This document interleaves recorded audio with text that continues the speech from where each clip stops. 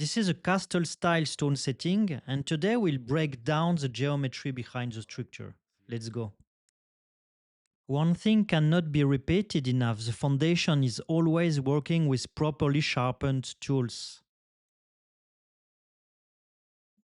So now with the divider we're going to mark the center of each stone. The castle ring is based on a stone diameter that is very close to the width of the ring. That's the foundation.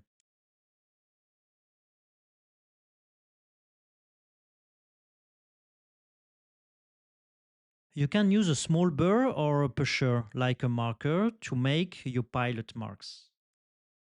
And then you bring the hole to the final diameter of your stones.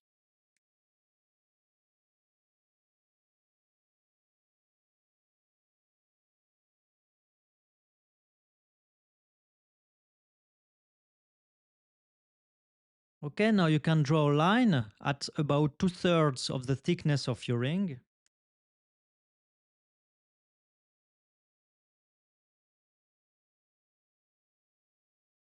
And with a small burr, you will cut horizontally to create an opening until you reach that line. It will create the famous castle.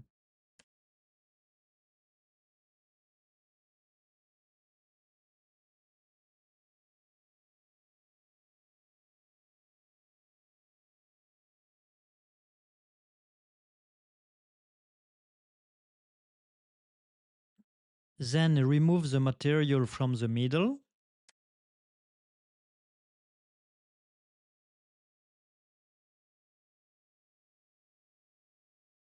Then start placing your stones, adjusting them carefully.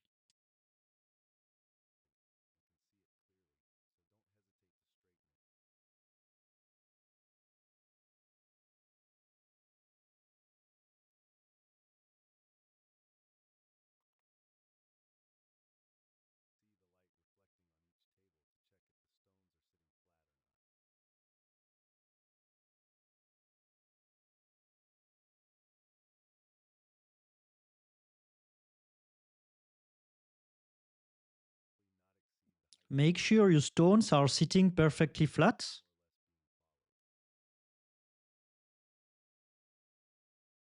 Now take a sharp tool and separate each bead.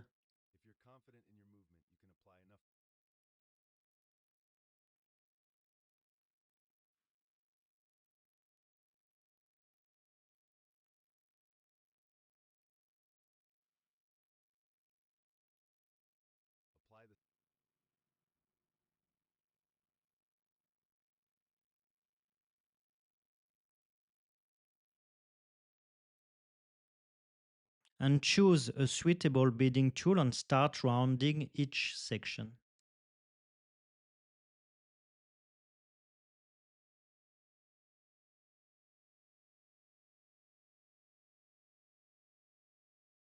Now with a small onglet you can clean between the beads for the finishing touches.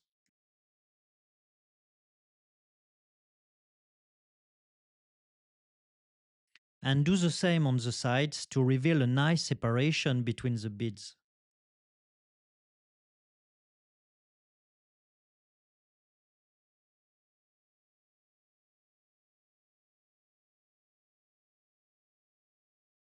You can meet the castle line at the same level for an even cleaner look.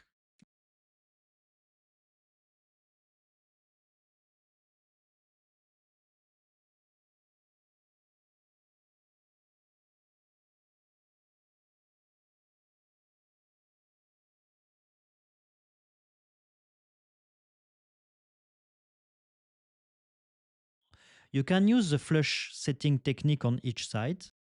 So that's it. This is the basic structure of a castle ring setting. So take your time, stay precise, and make sure every stone sit perfectly flat.